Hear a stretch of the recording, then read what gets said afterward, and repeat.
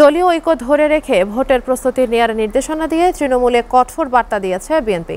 ২৭ বছর পর আয়োজিত বর্ধিত সভায় সারা দেশ থেকে আসা নেতাদের দলের সুনাম নষ্ট হয় এমন কাজ করা থেকে বিরত থাকা সহ হাইব্রিডদের বিষয়ে সতর্ক থাকার নির্দেশ দেন বিএনপির নীতি নির্ধারকেরা। একই সময়ে জাতীয় নির্বাচনের আগে স্থানীয় সরকার নির্বাচন না করার ব্যাপারেও ঐক্যমত্য হয়েছেন উজ্জীবিত তৃণমূলের নেতারা। আরও জানাচ্ছেন আব্দুল আহাদ। দীর্ঘদিন পর মুক্ত পরিবেশে একই ছাদের নিচে উৎসবের আমেজে বৃহস্পতিবার অনুষ্ঠিত হয় বিএনপির বর্ধিত সভা। হামলা মামলা নানা চড়াই উতরাই শেষে দলের হাইকমান্ডের সাথে খোলামেলা মতবিনিময়ে উৎফুল্ল সারা দেশ থেকে আসা প্রায় ৪,০০০ বিএনপি নেতা। পরিবর্তিত প্রেক্ষাপটে আগামী নির্বাচন কঠিন চ্যালেঞ্জ উল্লেখ করে দলীয় শৃঙ্খলা অটুট রাখতে কড়া বার্তা দেয়া হয় তৃণমূলে। দলের শৃঙ্খলা ভঙ্গের কারণ হবেন ব্যক্তির চেয়ে দলের স্বার্থকে প্রাধান্য দিতে গিয়ে আমাকে বাধ্য হয়ে সাংগঠনিক ব্যবস্থা নিতে হয়েছে, নিতে হবে। দলীয় শৃঙ্খলা ভঙ্গ কিংবা দলের ইমেজ ক্ষুণ্ণ হয় এমন কোনো কাজকে বিএনপি বিন্দুমাত্র প্রশ্রয় দেবে না।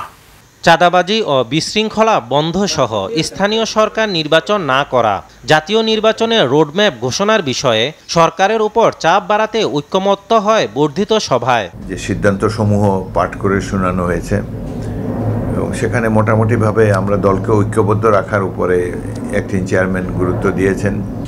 নির্বাচনে যাতে আমাদের দল ঐক্যবদ্ধভাবে অংশগ্রহণ করতে পারে, জনগণের কাছাকাছি থাকতে পারে, জিয়ার আদর্শের বরখেলাপ হয় এমন কোনো কাজ যেন আমাদের দলের নেতাকর্মীরা না করে এ ব্যাপারে সাবধান করে দেওয়া হয়েছে।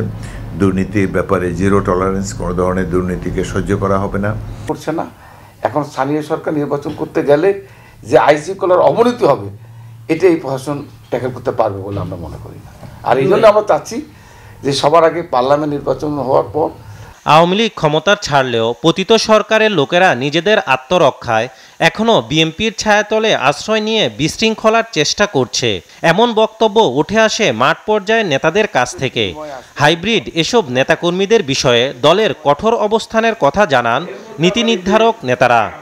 যারা সত্যিকার 17 বছর যাদের রক্তের বিনিময়ে আজকের এই অর্জন স্বাধীনতা, এখন এই হাইব্রিড যাদেরকে আমরা বলছি, যারা এই দীর্ঘ 17 বছর বিএনপির সাথে সম্পৃক্ত ছিল না এবং বিএনপির কোনো কর্মকাণ্ড ছিল না, এই হাইব্রিড কিছু লোক, তাদের টাকা পয়সা আছে, এরা এসে আমাদের দলের কিছু লোককে তাদের সাথে নিয়ে নতুন করে একটা বিভেদ সৃষ্টি করার চেষ্টা করছে।